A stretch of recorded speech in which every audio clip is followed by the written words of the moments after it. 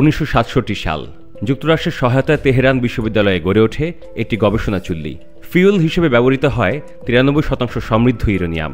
সে সময় রেজা শাহ পাহলভি ইরান শান্তিপূর্ণ পারমাণবিক শক্তির স্বপ্ন দেখছিল, কিন্তু 2025 সালে এসে সে ইতিহাসে হয়ে উঠেছে সবচেয়ে বড় বিতর্ক। সম্প্রতি প্রকাশিত একটি মার্কিন গোয়েন্দা রিপোর্ট জানিয়েছে ইরান বর্তমানে পারমাণবিক অস্ত্র তৈরি করছে না, যদিও আগেই দাবি করা হয়েছিল ইরান এমন মাত্রায় ইউরেনিয়াম সমৃদ্ধ করেছে যা দিয়ে 6টি পারমাণবিক বোমা তৈরি সম্ভব। বিষয়টি নিয়ে দুনিয়া জুড়ে তীব্র উদ্বেগ সৃষ্টি হয়েছে, কারণ 60% সমৃদ্ধ ইউরেনিয়াম প্রায় অস্ত্রমান পর্যায়ে পড়ে।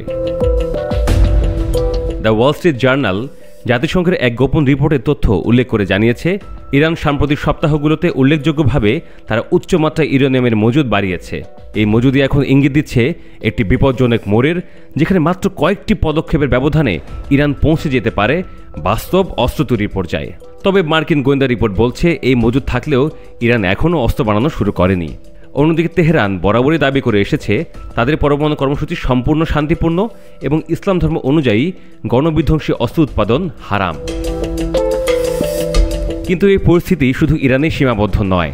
রিপোর্টে আরও একটি বিস্ফোরক তথ্য উঠে এসেছে। রাশিয়া নাকি এমন একটি নতুন কৃত্রিম উপগ্রহ তৈরি করছে যা পারমাণবিক অস্ত্র বহনে সক্ষম। এই প্রযুক্তির প্রয়োগ ভবিষ্যতে বিশ্ব নিরাপত্তার জন্য ভয়ঙ্কর হয়ে উঠতে পারে বলে আশঙ্কা করছে ওয়াশিংটন। 2015 সালে জুলাইয়ে সই হয়েছিল ঐতিহাসিক পারমাণবিক চুক্তি joint comprehensive plan of action বা JCPOA। এই চুক্তি অনুযায়ী ইরান তার পারমাণবিক কার্যক্রম সীমিত করার প্রতিশ্রুতি দেয় এবং বিনিময়ে আন্তর্জাতিক নিষেধাজ্ঞা শিথিল করা হয়। কিন্তু 2018 সালে ডোনাল্ড ট্রাম্প প্রশাসন একতরফাভাবে চুক্তি থেকে বেরিয়ে গেলে পরিস্থিতি পাল্টে যায়।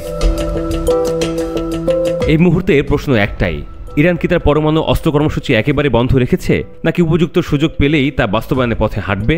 বিশ্লেষকদের মতে এই পরিস্থিতি শুধু মধ্যপ্রাচ্য নয়, গোটা বিশ্বে বর্তমান ভূরাজনৈতিক অবস্থাকে নাড়া দিচ্ছে।